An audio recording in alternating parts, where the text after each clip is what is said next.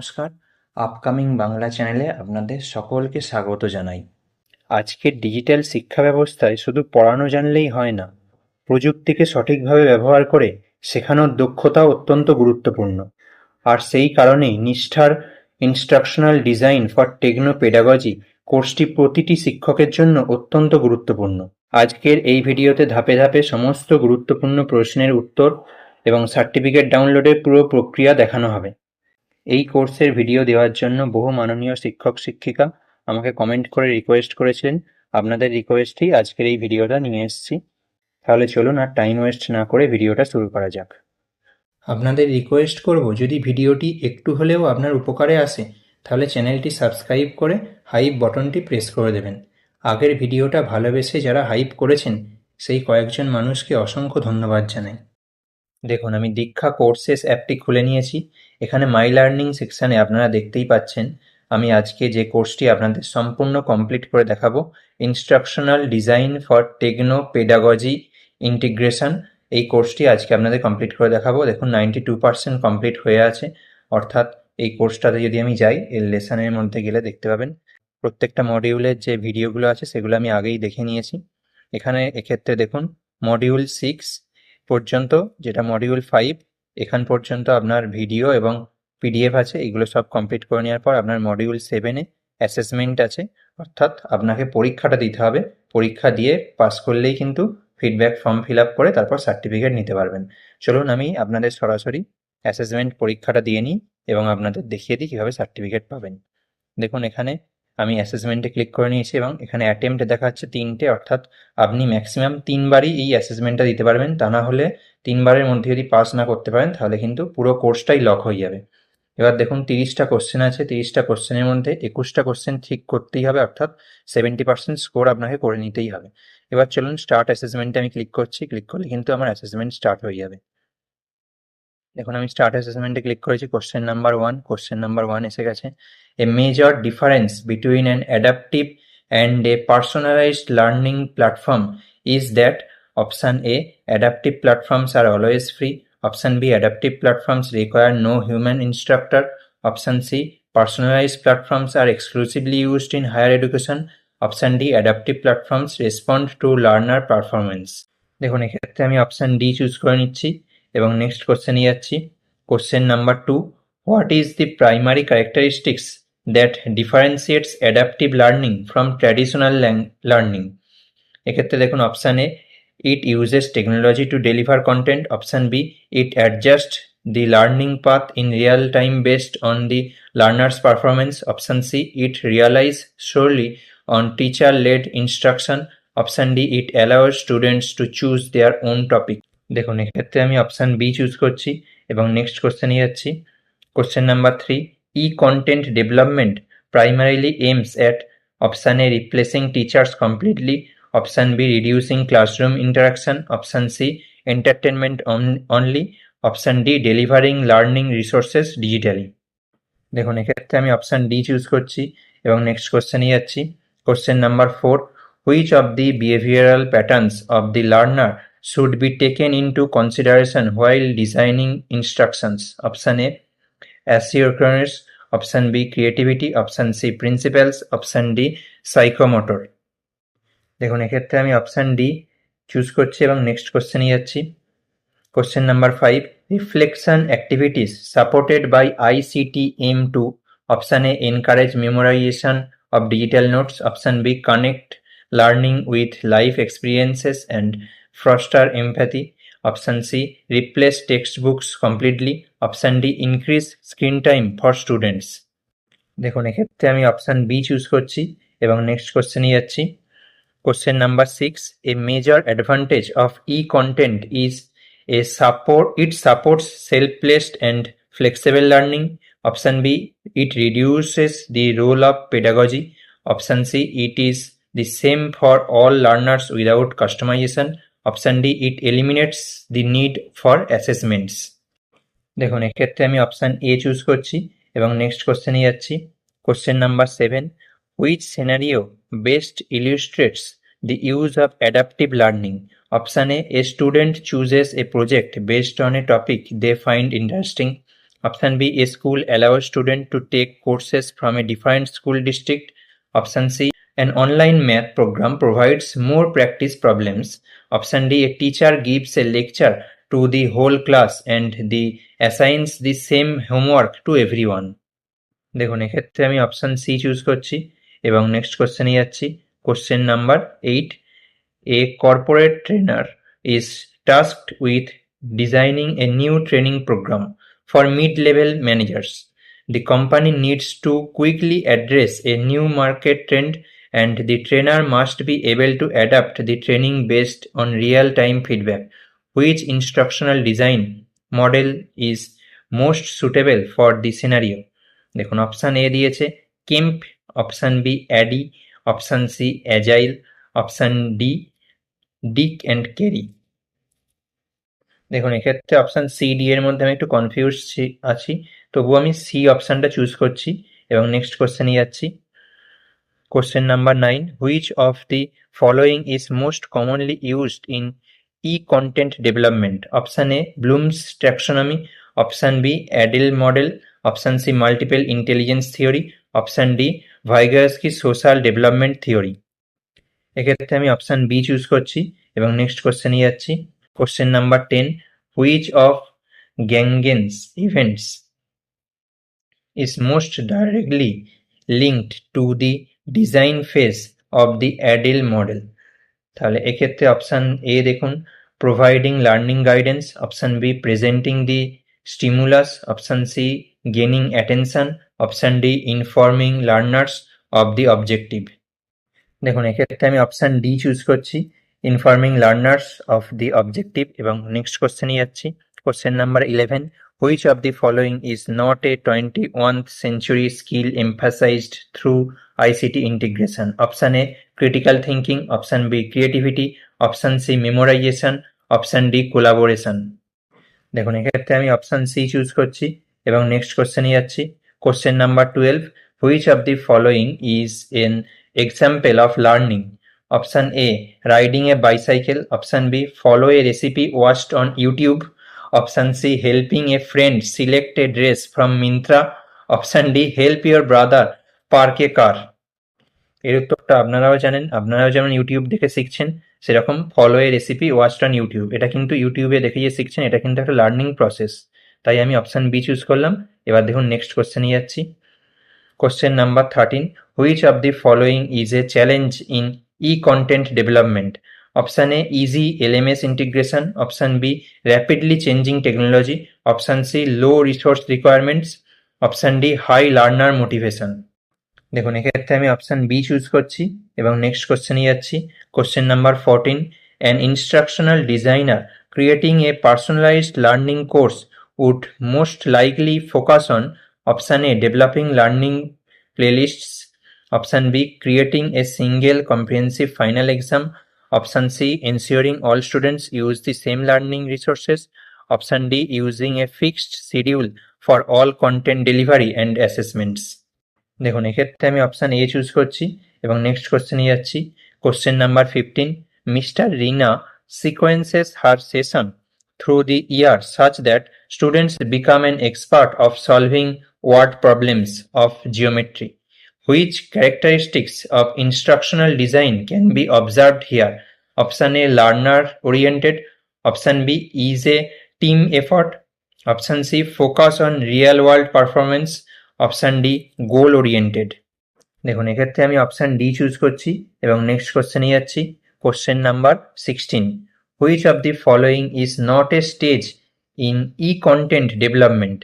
Option A development, option B planning, option C memorization, option D design. দেখুন এক্ষেত্রে আমি option C choose করছি এবং নেক্সট কোশ্চেনে যাচ্ছি। Question number 17, which of the phrases of ISD is expected to be more rigorous? Option A, evaluation, option B, analysis, option C, development, option D, design. দেখুন এক্ষেত্রে আমি অপশান বি অ্যানালিসিস চুজ করছি এবং next কোশ্চেনে যাচ্ছি। Question number 18, which of the following is not a feature of instructional design? Option A use of learning theories, option B focus on goal, option C development of instructional specifications, option D maintaining classroom discipline. দেখুন এক্ষেত্রে আমি option D choose করছি এবং next কোশ্চেনে যাচ্ছি। Question number 19, personalised learning is best defined as an approach that option A delivers the same content to all students at the same time. Option B is only suitable for one-on-one tutoring sessions. Option C requires every student to complete the same assessments. Option D focus on the learner's interest, goals and prior knowledge. দেখুন এক্ষেত্রে আমি option D choose করছি এবং next কোশ্চেনে যাচ্ছি। Question number 20, learners mental aspect that affect learning is option A health, option B gender differences, option C age, option D innate abilities. দেখুন এক্ষেত্রে আমি অপশান ডি ইনেট এবিলিটিস এটা choose করছি এবং নেক্সট কোশ্চেনে যাচ্ছি। Question number 21, an ICT integration the teachers role transforms mainly into Option A, a strict examiner focusing on grades only. Option B, a technical assistant troubleshooting device.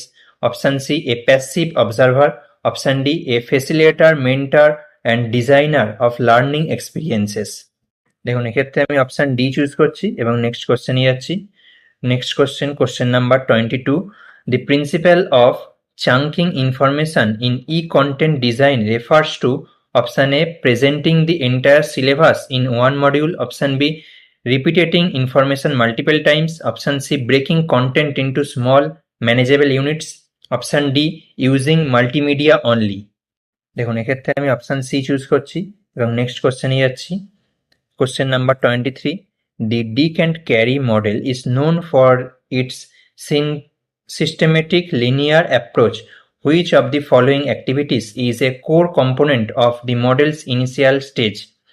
Option A, enhancing retention and transfer. Option B, identifying instructional goals and analyzing learners.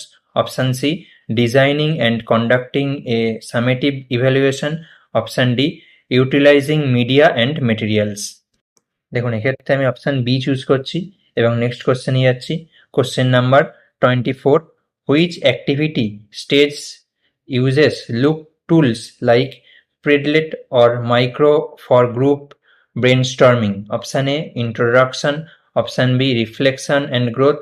Option C, application. Option D, exploration. দেখুন এক্ষেত্রে আমি option D exploration choose করছি এবং next কোশ্চেনে যাচ্ছি। Question number 25, which of the following ISD models does not show the revision of ID explicitly? Option A, ADDIE. Option B, KEMP. Option C, Dick and Carey. Option D, Greg's events of instruction. দেখুন এক্ষেত্রে আমি option D Gagne's events of instruction এটা choose করছি এবং next কোশ্চেনে যাচ্ছি। Question number 26, a curriculum developer is using the ASSUR model. What is the critical step in the model to ensure a successful learning experience? Option A, evaluate and revise. Option B, require learner participation. Option C, state objectives. Option D, analyze learners. দেখুন এক্ষেত্রে আমি option A choose করছি এবং next কোশ্চেনে যাচ্ছি। দেখুন question number 27, at which stage do we print the learner manual? Option A, evaluation. Option B, design. Option C, analysis. Option D, development. দেখুন এক্ষেত্রে আমি অপশান ডি চুজ করছি এবং নেক্সট কোশ্চেনে যাচ্ছি। Question number 28, which of the following is a good example of instructional design? Option A, designing worksheets on body parts for pre-primary class. Option B, explaining ocean currents to our friend by using ALTUS. Option C, drawing a concept map of a topic which you find difficult to learn. Option D, designing a poster on save water for your residential society. দেখুন এক্ষেত্রে আমি option A choose করছি এবং next কোশ্চেনে যাচ্ছি। দেখুন question number 29, which ICT tool can be used for real-time feedback through word clouds? Option A, YouTube. Option B, Mentimer. Option C, Canva. Option D, Excel. দেখুন এক্ষেত্রে আমি অপশান বি চুজ করছি এবং নেক্সট কোশ্চেনে যাচ্ছি। লাস্ট কোশ্চেন এটা, question number 30, how does ICT align with NEP 2020? Option A, by restricting learning to limited disciplines. Option B, by focusing only on subject-specific knowledge. Option C, by supporting holistic, flexible and multidisciplinary learning experiences. Option D, by promoting rote memorization through e textbooks. দেখুন এক্ষেত্রে আমি option C choose করছি এবং review and সাবমিটে click করলাম। এবার দেখুন আমি কটা কোশ্চেন অ্যাটেম্প করেছি সেটা এখানে দেখাচ্ছে। প্রত্যেকটা কোশ্চেনের পাশেই অ্যাটেম্পটেড লেখা দেখাচ্ছে, অর্থাৎ প্রত্যেকটা কোশ্চেনই আমি অ্যাটেম্প্ট করেছি সেটা এখানে দেখিয়ে দিচ্ছে। এরপরে আমি যখন দেখলাম যে সবকটা কোশ্চেন অ্যাটেম্প হয়ে গেছে, এবার আমি ফাইনাল সাবমিটে ক্লিক করে দিচ্ছি। ফাইনাল সাবমিটে দেখুন কনগ্রাচুলেশন জানাচ্ছে, এখানে ইউ আর এ চ্যাম্প বলে লেখা দিচ্ছে। এবার দেখুন 30-এর মধ্যে আমার 27টা কোশ্চেনের অ্যান্সার ঠিক হয়েছে, 3টে অ্যান্সার ভুল হয়েছে। এখানে পেতে হতো 30-এর মধ্যে 21, তাহলে আমি তার থেকে বেশি স্কোর করেছি, তাই আমি এই কোর্সটা পাস করে গেছি।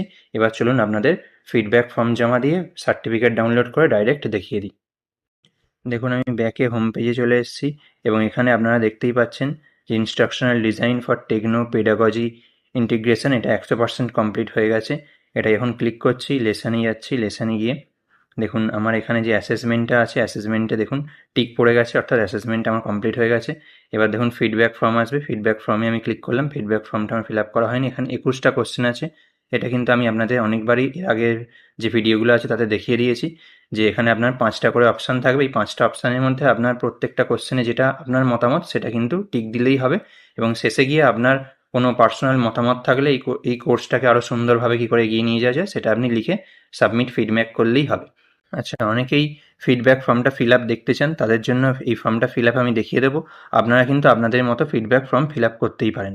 দেখুন এক্ষেত্রে জানতে চাইছে 1 নম্বরে যে রিসার্চ মেটেরিয়ালগুলো আপনার কেমন লেগেছে, এগুলো কি ভালো লেগেছে, আমি এখানে স্ট্রংলি এগ্রি করলাম।